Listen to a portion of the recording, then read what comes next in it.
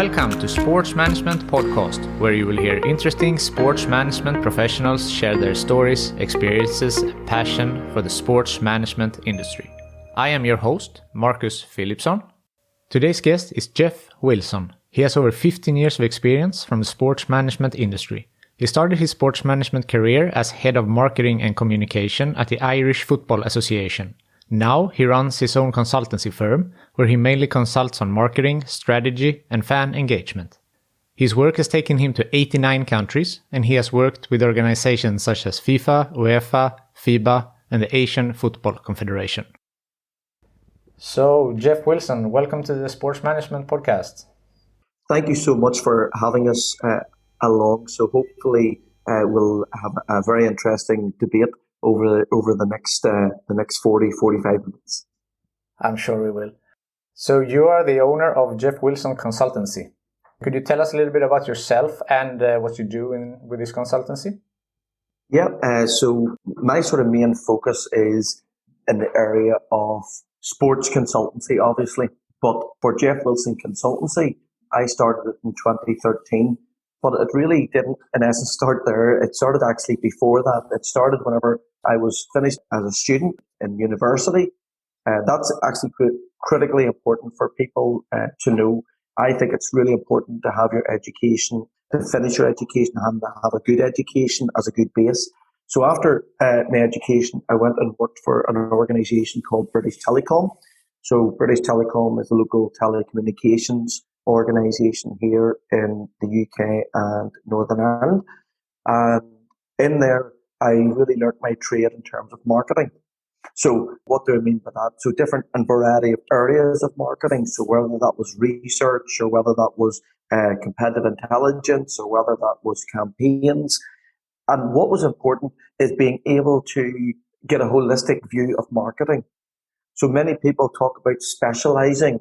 So, for example, being a specialist in social media, I actually think it's better to go the other way, to be a generalist and have an overview of a whole wide range of areas within your set skill set or your industry or area. But during that time, then a role came up at the Irish Football Association, which is the governing body for football here in Northern Ireland. And to be honest with you, I never thought of getting into sport. And that's why I started initially with the Geoff Wilson Consultancy at the start, because I never thought I would get into sport, if I'm being honest with you, and yet I'm a sports guy. But I applied for the job. I always said there was nobody else in for it, hence why I got the job. And I was there for 10 years, doing a range of areas within the Irish Football Association, and that just opened my mind to sport, sports management, sports business, sports marketing. And then once I finished there, then I set up Geoff Wilson Consultancy, and that's now the loop completed, where I basically am at present working with different clients globally in sport. Now, what do I do? So under Geoff Wilson Consultancy, I focus in on strategic planning, on governance, on commercial, communications, fan engagement, and capacity building programs for sports organizations. So I work with some of the biggest sports in the world, and most would be in, and I can start to see now more and more coming into that strategic planning, governance, and the broader marketing areas. So that's a little bit about me and a little bit about my journey into sport. As you said, you started your career at British Telecom and got into sports management and the Irish Football Federation after that. Then in 2008, you started working for UEFA. What were you doing there, and how did you get in contact with UEFA? Yeah, great question. So what happens is within UEFA, they're a member organisation, and the Irish Football Association was one of those members of UEFA. So because of that, what UEFA were doing is a knowledge sharing program, and that knowledge sharing program was bringing different federations together, sharing and exchanging knowledge within each other, as well as experts that were coming in to talk about everything from broadcast to marketing to merchandising to branding to a whole range of, let's say, business areas. And while I was at the Irish Football Association, they really liked our story. In essence, the story at the Irish FA is we doubled turnover in 5 years. and we won awards in marketing with little to no budget. And because there was little to no budget, they really liked how we did things. So we did some consultancy with UEFA on exchanging our learnings for other member federations. But I would stress it wasn't just all about us, because I was learning from other people as well. So yeah, that's in essence what we were doing in those early days. And today with your consultancy, you are working with many different organizations such as FIFA, FIBA, and the Asian Football Confederation, among others. How does it differ in the way that you consult these different leagues, since they are related to different sports? Or is it the same across the board?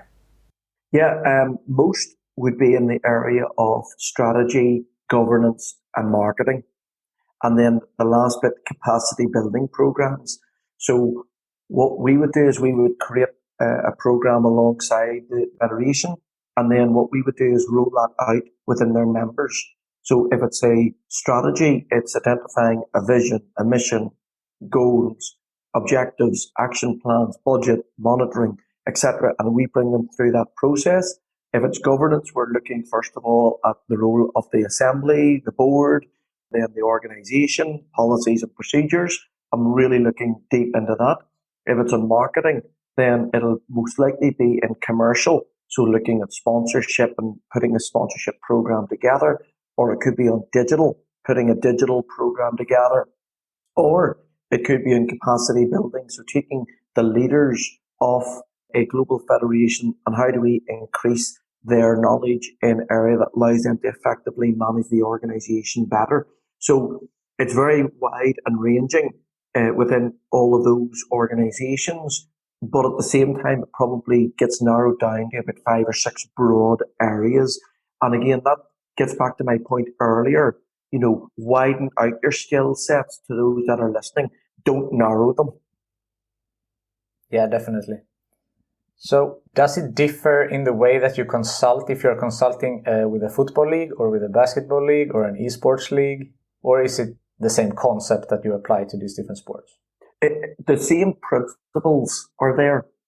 So if it's a strategy, it's all about vision, mission, goals, objectives, and there's a set process. Sometimes the process may change, but the principles are always the same. So whether your strategy in a corporate organization, it should be the same than if you're in a sporting organization. The same with the likes of governance. Where it changes is different. There's different makeups. Some people might have an executive committee of a small number of people. Some might have a large board. So there's different areas within there is where I would see some differences at times.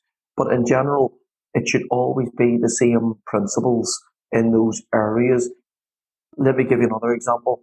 If you talk about sports commercial, it will always be ticketing, broadcast, sponsorship, food and beverage, advertising. It'll always be those type of areas. Where is different will be from one sport to another. Maybe one sport isn't big on merchandising, but they're huge on, for example, food and beverage. So there's different things that you can just take, but the principles are always the same. Now during the pandemic, how has this affected your job? And in terms of sports marketing, what changes have you seen since most leagues and teams are working with reduced income from ticketing, etc.? Yeah, another great question. You're really on fire with these questions.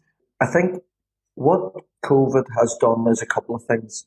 I think on a negative side, it has created, most likely for most leagues, reduced ticketing income. So people can't go to the stadium. It's had a strain on broadcast revenues because a percentage, of games were not live, or like the NBA and the Premier League, they had to, the return to play was put in place. So there's issues around reduced broadcast. There's issues around reduced ticketing. That means there's most likely a lot of organisations are probably going to really struggle from a financial point of view. So I think those are the negative bits, let alone just what the virus does itself. I think on the positive side, what I'm seeing in sports organisations is they're now reaching back into the community. So they're doing community type programs, meals for those that are vulnerable, calling people that are vulnerable, and that has got to be good for our society.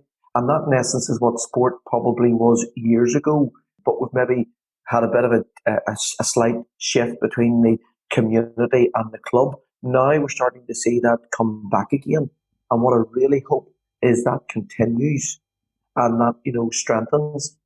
I think what we're seeing is the athletes themselves are becoming even more content creators. So people are following them as influencers. And I think that is really a big positive that's come out.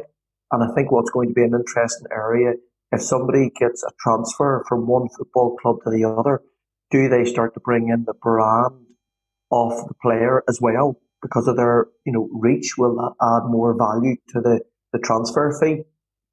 But I think, those have been, I think, interesting areas. And I think what's happened, it's forced technology onto us. And what I mean by that, I'm talking digital in general. The NBA have got 300 plus people on MS Teams watching the games on a video wall. We've had players call fans on Zoom. We've had numerous podcasts, numerous meetings, numerous conversations with people on Zoom. So I think it's forced us to use the technology, and that has benefited a lot of people. So when we talk about Geoff Wilson Consultancy, I found that, I've been to 89 countries doing what I do, which is a lot. And I think without that travel, I've now, been able to do everything on Zoom from, my office here. So it's reduced costs of travel. I think the way for me, the impact has been very clearly that you still can do it over Zoom. It just is a little bit different, and it takes the processes a bit longer. And I think I've started to create a number of e-learning courses, and those e-learning courses is becoming a new way of people to educate themselves. So there's a whole range of ways, but for me personally, it's all about a screen now, and it's all about digital and how I do my job. You mentioned e-courses. Is that what you are doing at the Barca Innovation Hub? Yes, it is indeed. Barcelona has got an amazing global brand and global reach, and they have created the Barca Innovation Hub. And within that, they have an e-learning program. And in essence, they're taking the content and the knowledge from a range of people within the industry and within their organization, their club. They're, in essence, commercializing that income, that knowledge. So how are they doing that? Basically, you're recording, you're providing content, templates, and then on the back of that, then they put it in an e-learning platform, and then they sell it. And that e-learning platform or course has a certificate, and that certificate then is an official certificate for a range of different sports, both on the field and off the field courses. So they approached me and asked me to create a digital marketing in sport course. I created that course, which went live in March of this year. And I'm really pleased to say the amount of people who has purchased the course, but also the feedback has been absolutely amazing. And some people would say to me, they contact me, what's on the course? And in essence, what I break it down into research and conducting a digital audit. Then I look at creating a digital plan. Then I look at areas such as digital fan engagement. I look at digital revenue. I look at digital research. I look at digital esports and gaming. I look at digital communications, digital branding, and a range of other areas like data and CRM. And all of these subjects, then you can do distance learning on your own, and you get an official certificate. So it's ideal for those who are especially looking to start out in sport or looking to get a greater understanding of the digital side in sport. And how long is this course? It's a 3-month course, and at the end of the day, it's down to you in terms of how quick you want to do it, or how slow that you want to do it. But the feedback that we have got from it has just been tremendous. And you know that when other people are sharing it on their social media, that they've got the certificate and that they're pleased. So for me personally, I'm really, really delighted, thank those ones who have actually taken the course. For me, the most important bit without doubt that people are learning, and that knowledge that maybe I've built up through 89 countries, what I'm trying to do is put that knowledge into e-learning courses so that people can learn and we'll learn together, because I'll still learn off lots of people as well. Absolutely. Because you're also a professor at Queen's University. Yeah, so I've been there for now maybe 8 years, and what I do at Queen's University. So Queen's University is one of the major universities in the island of Ireland and in the UK, and I teach on the Masters in Marketing course. And again, I teach digital marketing on that course. So again, we look at various areas of digital marketing, and that is good because it allows me and helps me to keep sharp. What's the latest research? What's the latest models? But also, you're able to give back in terms of your knowledge. But with the students, you're able to see what is it that interests them from the digital. What are they doing? So it's a two-way process. So it starts again, and it's basically for one semester over 10 weeks. And again, people then get a master's from the university. So it's great. What is amazing, and this has happened whenever your students come up to you and say that was one of the best courses that we did, and I've now got a full-time job. I don't even want them to say anything else. When they say to me they've just got a full-time job, my job is done. And I just love to see people, getting on in their careers, and that gives me a kick. I think it's great that you have gone into teaching so that you, with all your experience from 89 countries, can give back to the next generation of sports managers. Well, I appreciate you saying that. And again, to those listening, there is a genuine, I want to give back. I mean, and the best way to do that, because you can't do it at one-to-one, it's just too many people. If you did it on an e-learning, or you did it within an absolute, like a master's course, that's a way that you can do that. So, yeah, I want to see the young up and coming sports management, sports business students succeeding. My time is probably almost been and gone, maybe. So I want to see those young ones taking on that mantle.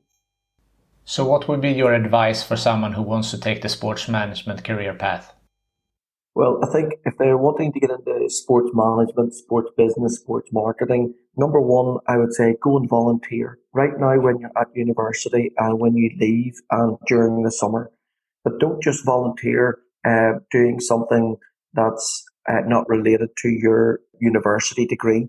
Go and do something that you want to try and figure out that's related to your degree, to figure out which area you really enjoy.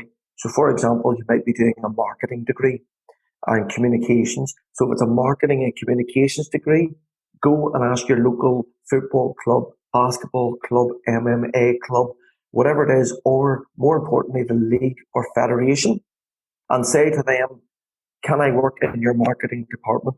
Can I work in sponsorship? Can I work in the digital area? Can I work in media? In a range of areas, so you get an understanding what it's like to work in a life environment. Plus, you can then feel that's the one I really like. So go and do your volunteering. The reason why I say volunteering is because you get a feel for, as I've said before, on the area that you really want to, get a job in. So, for example, it could be media. When you start out, think it might want to be selling in commercial sponsorship, and you might think you've got a knack in the likes of media. So I would go and do that. And then when you're in the job at media, then I would then try and widen out what I was talking about earlier. So maybe within media, you do some digital. And then maybe you work with the commercial department. Then you look at branding. So you're widening out your knowledge and your skills. So volunteer. And that's the second bit with volunteering is it's great on your CV. You have got to build your CV. The bottom line is there is hundreds of other people that are doing this. And if you're not increasing your CV, you're just not going to be at the game when it comes to an interview. So volunteering is number one. Number two, network. Go and talk to people and build up your network. You've got to reach out to people. You've got to chat to people. You've got to understand what's happening in the industry, some movers and shakers. Network, network, network. Number three, go and do some blogs. if you're into fan engagement, if you're into digital, if you're into sports technology, go and write about it. But put down maybe 5 or 6 topics and do one a month. And get your name out there, do a lot of research, and then write your blog. And I think the fourth area is mentoring. Go and get a mentor. Somebody who can take you through the choppy waters of business in a sports organisation. And again, that's maybe sometimes can be really difficult to do, but a good mentor is worth their weight in gold. So for me, it's about networking, volunteering, doing the blogs, and that blogs is good because you're learning, keeping learning, and the mentoring would be the key things that I would say for somebody who's starting out in sport. You have said on other occasions that you are just a regular guy, and if I can do it, anyone can do it. Absolutely, and I honestly mean that. There is nothing special about Geoff Wilson. I am a regular guy, and genuinely, if I can do it, somebody else can do it. And what you need is hard work. You need to graft, hard work. Sometimes you've got to be at the right place at the right time, but you've got to have a relentless focus on getting to where you want to get to. But if I can do it, anybody else can do it. Did you have a mentor in the beginning of your career or someone that you looked up to? Yeah, there was a number of people. One at British Telecom who was my manager. He was also my mentor.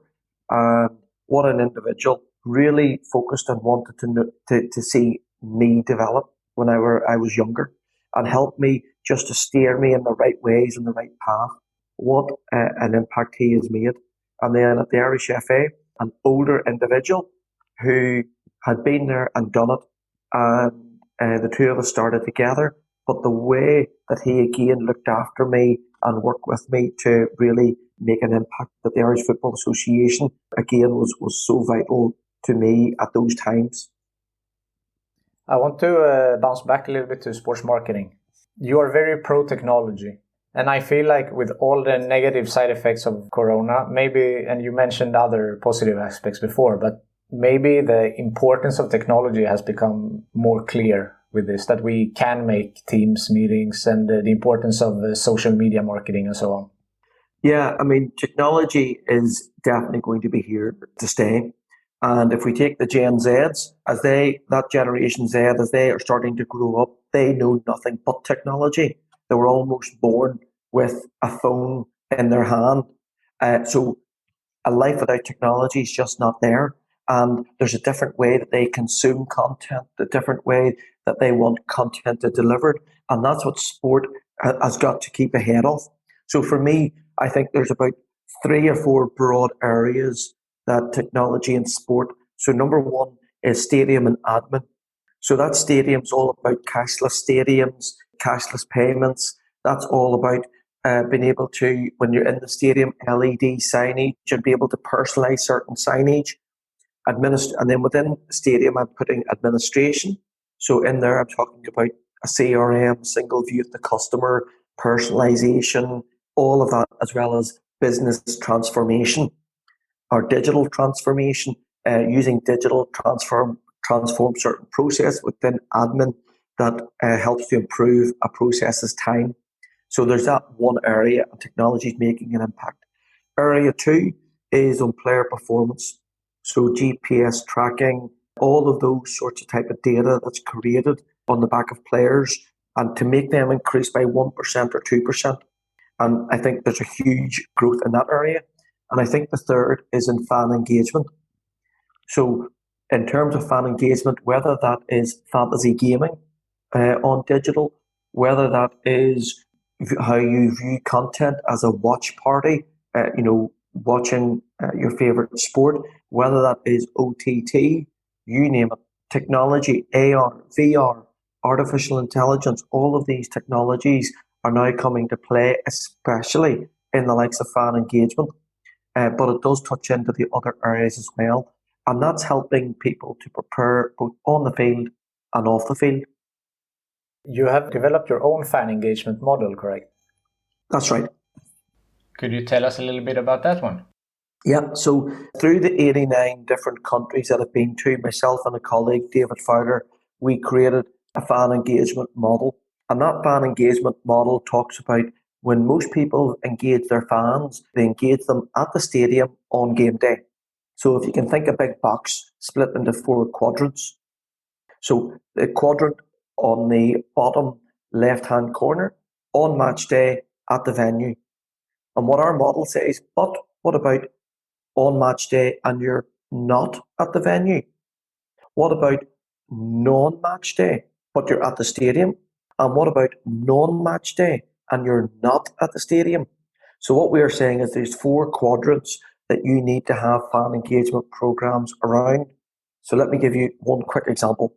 Match day at the stadium, fantastic fan zone, fantastic food and beverage. Match day not at the stadium, digital content, OTT streaming platforms, etc., etc. Non-match day, but at the venue, that could be using AR or VR for a museum tour or for a stadium tour. And if you take non-match day, but not at the stadium, that's about going out to the community. Maybe it's organising 12-week, 14-week, 20-week coaching programs with community and within schools. Or maybe it's doing a manager or player question and answer at a local facility and inviting fans to that event. So what I'm saying is you need to create fan engagement ideas in these 4 quadrants.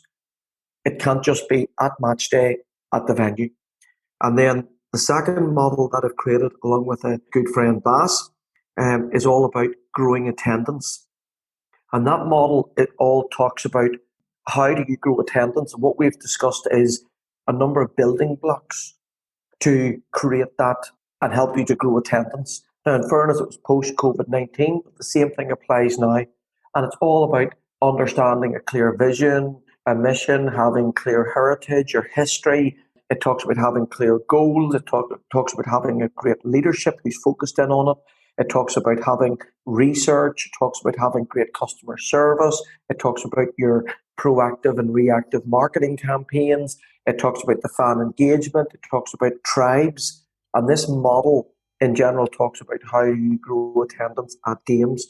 So what we've tried to do with these 2 models is to get it out into the market, to get people to discuss it so they can apply certain bits to their own situation. If we go back to the first model and the quadrant game day not at the stadium, which is very relevant now during the pandemic, how do you think organizations have succeeded with this quadrant?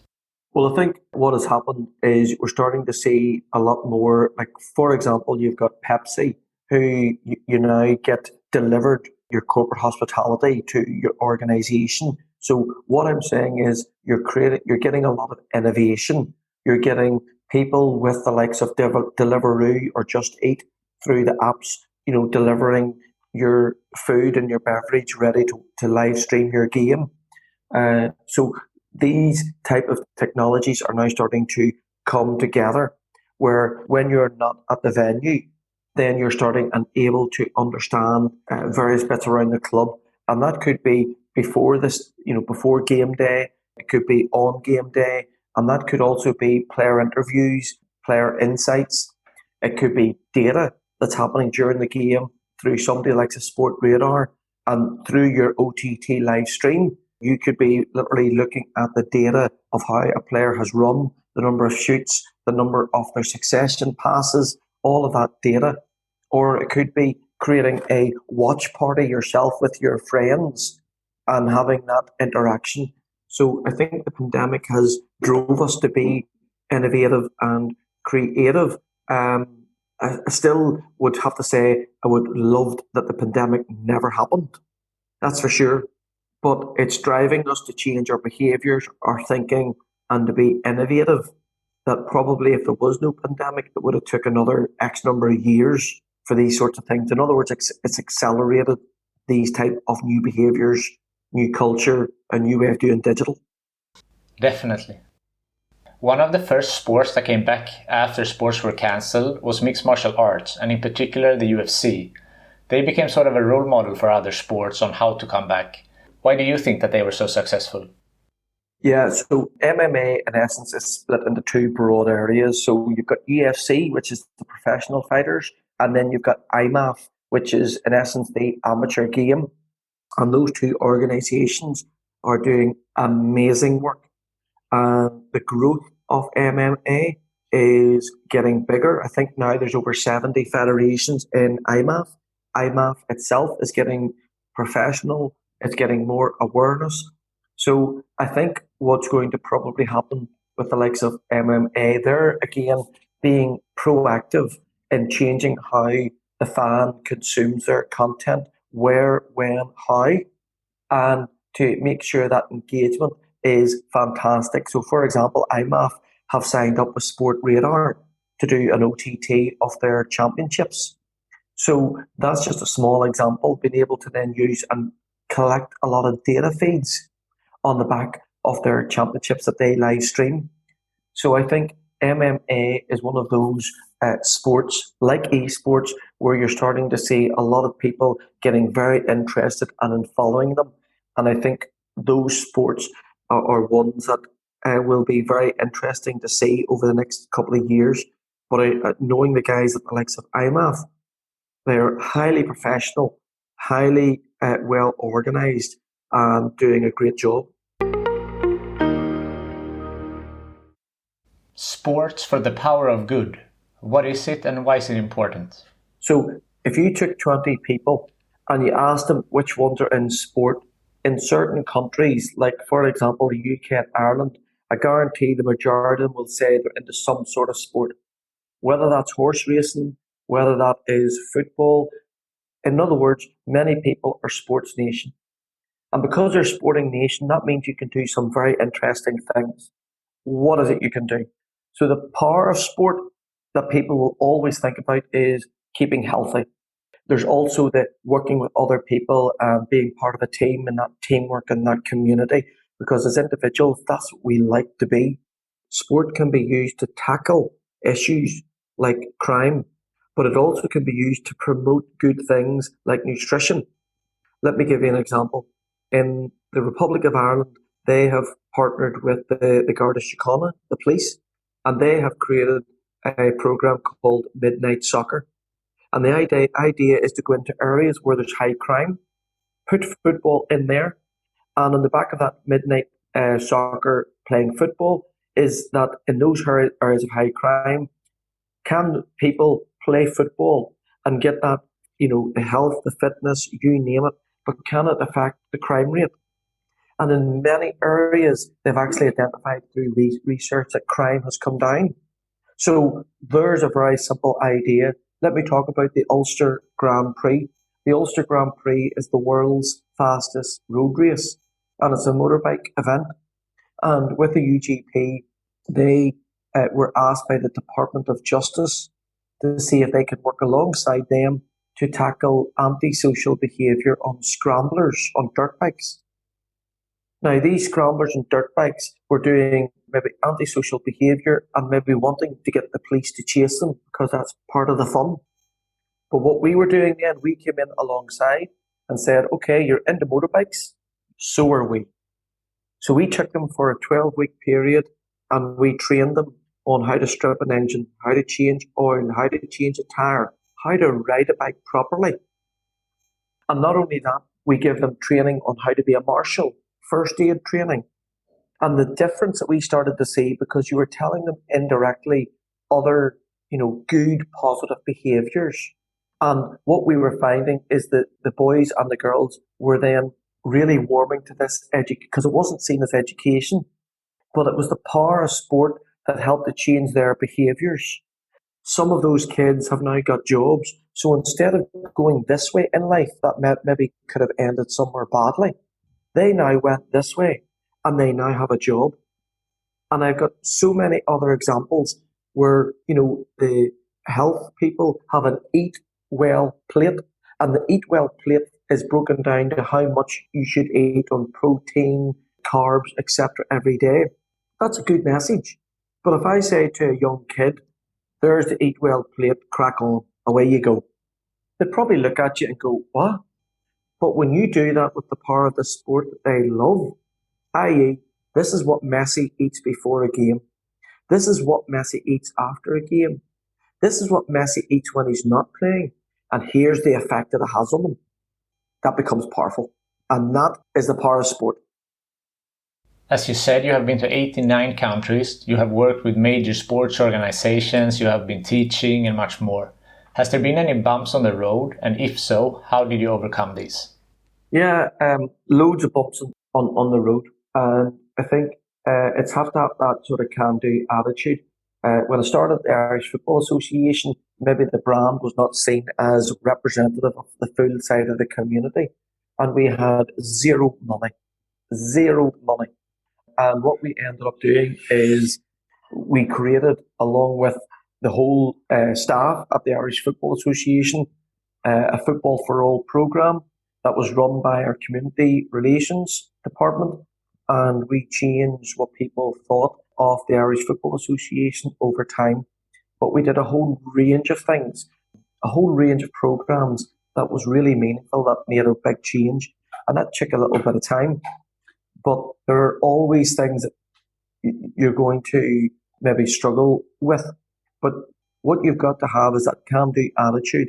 And if there's somewhere where you're not sure of, go and do research. Go and chat to some people who have done it. But chat to maybe other stakeholders to see what are they saying.